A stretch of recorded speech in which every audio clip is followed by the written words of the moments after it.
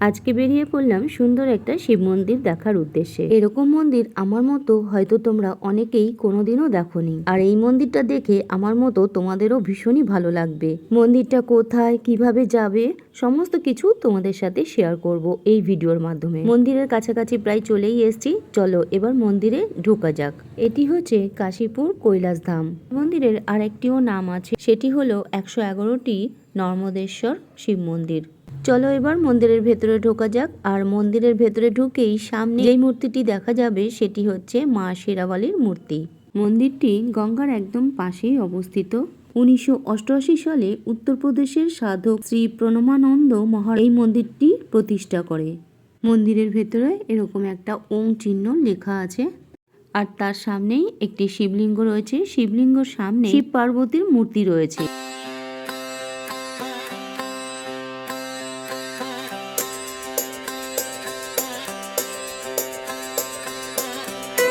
মন্দিরের আরেকটু ভেতরে গেলেই দেখা যাবে আরেকটি শিবলিঙ্গ, আর তার পাশে রয়েছে নন্দীভিঙ্গি।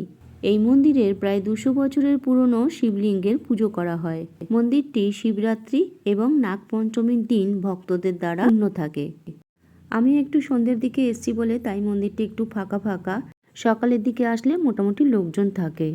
এই মন্দিরের বিশেষত্ব হচ্ছে প্রাকৃতিকভাবে প্রাপ্ত নর্মদেশ্বর শিবলিঙ্গ, যা তোমরা এখন দেখতে পাচ্ছ, আর ভক্তদের কাছে অত্যন্ত জাগ্রত বলে বিশ্বাস। মহাশিবরাত্রির সময় এখানে বিশেষ পূজা অর্চনা হয় আর প্রচুর ভক্তদের সমাগম থাকে। আর তাই আমি মহাশিবরাত্রির আগে নর্মদেশ্বর শিবলিঙ্গের দর্শন করতে চলে এসেছি। মহাশিবরাত্রির দিনে তোমরা চাইলে এই নর্মদেশ্বর শিবলিঙ্গের মাথায় জল ঢেলে যেতে পারো। এরকম 5টি শাড়ি আছে, আর 5টি শাড়ির মধ্যেই এরকম নর্মদেশ্বর শিবলিঙ্গ রাখা রয়েছে, আর দেখতে অপূর্ব লাগছে। এই মন্দির কিভাবে প্রতিষ্ঠিত হলো সেটা তোমাদের সাথে একটু শেয়ার করি। 1988 সালে উত্তরপ্রদেশের একজন বিখ্যাত সাধক শ্রী প্রণমানন্দ মহারাজ নর্মদা নদীর তীর থেকে এই 111 শিব নিয়ে এই স্থানে স্বপ্নাদিষ্ট হয়ে প্রতিষ্ঠা করেন। নর্মদা নদীর তীর থেকে এই শিবলিঙ্গগুলোকে আনা হয়েছিল বলে তাই এই মন্দিরের আরেক নাম নর্মদেশ্বর শিব মন্দির। এই মন্দিরটি একদম গঙ্গার তীরে, আর এই যে গঙ্গা দেখতে পাচ্ছ, সূর্যাস্ত হয়েছে আর সূর্যের হালকা লাল রঙের আভা নদীর ওপরে পড়েছে, যা দেখতে অপরূপ সুন্দর লাগছে।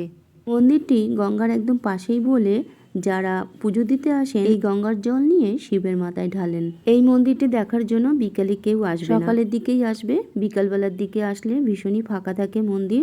আমি এই মন্দিরটি দেখতে দেখতে একজন পুজো দিলেন আর এখানে প্রদীপ জ্বালিয়েছেন, ভীষণ ভালো লাগছিল দেখতে। এবার বাড়ি ফেরার পালা। এই মন্দির দেখার জন্য কিভাবে যাবে চলো তোমাদের বলে দিই। দমদম জংশন থেকে অটো বা বাসে করে চিড়িয়ামোড়ে যেতে হবে। চিড়িয়ামোড়ে নেমে ওখান থেকে অটো করে সর্বমঙ্গলা ঘাটে যেতে হবে। অটো সর্বমঙ্গলা ঘাট অবধি ছেড়ে থেকে 10 থেকে 15 মিনিট হেঁটে মন্দিরে যেতে হবে। মন্দির সারাদিনই মোটামুটি খোলা থাকে। মন্দিরটি ভীষণই সুন্দর, দেখার হলে সকালের দিকেই এসে দেখে যাবে। বিকালের দিকে না আসাই ভালো, কারণ ভীষণই ফাঁকা থাকে রাস্তাটা। মহাশিবরাত্রিতে তোমরা এসে বাবার মাথায় জল ঢেলে যেতে পারো। জয় শিব শঙ্কর।